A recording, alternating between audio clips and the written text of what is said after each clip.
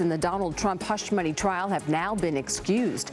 Good morning. This is Eyewitness News at 11 a.m. live on ABC 7, Hulu, and wherever you stream. I'm Giovanna Lotta. Philip is on assignment today. Prosecutors and the defense are working to seat a jury in former President Donald Trump's historic hush money trial, but setbacks this morning, forcing the judge to excuse two already seated jurors. ABC's Rena Roy joins us live from New York with what's happening inside the courtroom. Rena. Well, Giovanna, things are moving along in the jury selection process today on day 3. But as you said, there have been some setbacks with two jurors who were seated now excused. This is all happening as a new group of New Yorkers are being questioned by lawyers as they try to seat the rest of the jury in this case. Former President Donald Trump is back in a Manhattan courtroom for a third day of jury selection in his hush money payment trial. A new group of New Yorkers, 96 prospective jurors, set to answer a 7-page questionnaire, which asks things like whether they've been to a political rally for or against Trump and whether they have strong views about him that would prevent them from being fair and impartial jurors. Then lawyers from both sides will question them before the final few are chosen. The first several jurors have already been seated. But this morning, the judge said he received a call from one of those jurors, juror number 2, saying after sleeping on it overnight, she had concerns about serving on the case. After questioning her this morning, she was excused. Juror number 4 also dismissed after prosecutors determined he had ripped down right-leaning political posters back in the 90s. Each side has already used 6 of its 10 peremptory challenges, which eliminate a prospective juror for almost any reason. Each side has additional challenges for seating alternate jurors. Once they're out of their peremptory challenges, right? Once each side can no longer just dismiss a juror for any reason apart from race, then the fights start over whether and why jurors should be dismissed. Trump is facing felony charges related to a 2016 hush money payment to adult film actress Stormy Daniels in order to allegedly cover up an affair with her. He denied that affair and pleaded not guilty to a 34-count indictment, charging him with falsifying business records. Prosecutors are also asking the judge to hold Trump in contempt, bringing up what they say are more gag order violations. A hearing on that is scheduled for next week. Meanwhile, the judge has told those who have been seated to be ready as soon as Monday for possible opening statements. Live in New York, Rena Roy for ABC 7 Eyewitness News. Rena, thank you. The LA County Sheriff Department needs your help solving a 3-year-old murder. Raul Cervantes was gunned down in 2020 while sitting in his parked car outside a business in Norwalk. Eyewitness News reporter Tony Cabrera joins us live from Norwalk with details on the sheriff's plea. Tony.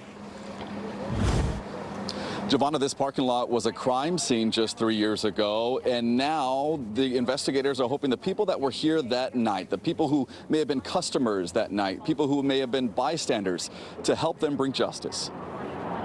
Raul Cervantes Corona was 32 years old when detectives say he was killed more than 3 years ago. It was just a couple of days before Christmas in this Dollar Tree parking lot. While Raul was seated in the driver's seat, an individual approached him on the driver's side and shot him in cold blood. Sheriff Robert Luna says Cervantes was parked there waiting for friends to go on an off-roading trip, one of his favorite hobbies. What's significant is that nothing was taken from him. His wallet, his cell phone, his truck, and the off-road vehicle he was towing were all still there. The suspects got away and haven't been seen since. The gunman, depicted in this sketch, Jamari Boone, a person of interest, and the suspected getaway driver seen at a gas station next door. The car, a light grayish-colored Kia Forte. The picture was taken from a surveillance video that shows a visible and unique Ace of Spades tattoo on the top of the suspect's right hand that you can clearly see there. Sheriff Luna reading a letter from the victim's family, which owns a custom wheels and tire shop in Hawthorne. At the time of his death, his children were only 4 and 9 years old, and they are now struggling to cope with the loss of their father. It has been over 3 years since his passing, and the grief is still very real for all of us. As a family, we are urging the public to come forward with any information that could lead us to finding the person or people who are responsible for Raul's death. The sheriff believes there are people who witnessed the crime, people who know something or heard something. the key part that's been missing these 3 years. They're just relentless, and they'll continue to work.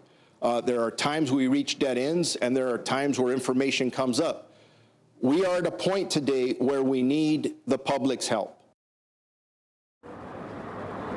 Now, anyone who has information can, of course, call the Sheriff's Department or Crime Stoppers anonymously. That number is 1-800-222-TIPS. Live in Norwalk, Tony Cabrera, ABC 7 Eyewitness News. Tony, thank you.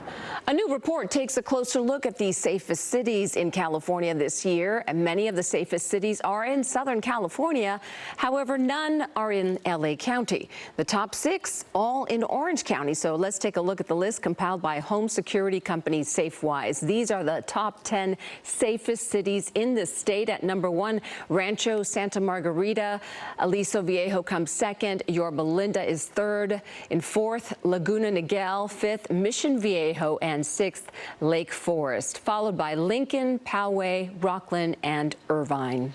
And now we check in with Brianna Ruffalo. The skies, what happened? So much sunshine yesterday. Yeah. And now it's a little gloomy, Brianna. Yeah, today and tomorrow we have a little bit of some overcast conditions, but it's not just the low clouds and the marine layer clouds, it's also some mid and high level clouds out there too. So we have a mixture of all different types of clouds today and tomorrow, and they're going to be drifting overhead all through the afternoon. So the marine layer for some spots has moved out, but now we are left with some higher clouds that are in place too. So you can see it's partly sunny outside, partly cloudy, and that's going to be the case today.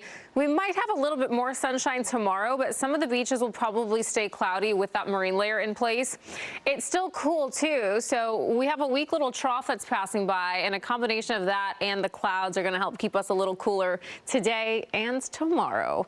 So a break from the sunshine. Our temperature should still be nice. It's still very mild and beautiful over in the Malibu, where it's about 68 degrees. And then you can see it's partly cloudy over in the Long Beach as well. So it's a little overcast. It's a little hazy. Our temperatures are still going to be feeling nice this afternoon, though. A bit cooler, and then we're going to bump it right back up over the weekend, and then we cool it off again next week. So we'll talk more about this little minor roller coaster here over the next 7 days in just a little bit. It all should be pretty nice, though. Giovanna, I'll send it back to you. Looking forward to the weekend and the warmer temperatures. Yeah. Thank you, Brianna. As we continue here at 11 a.m., a woman goes to pick up food, gets back in her car, but doesn't lock the doors. She's surprised when a man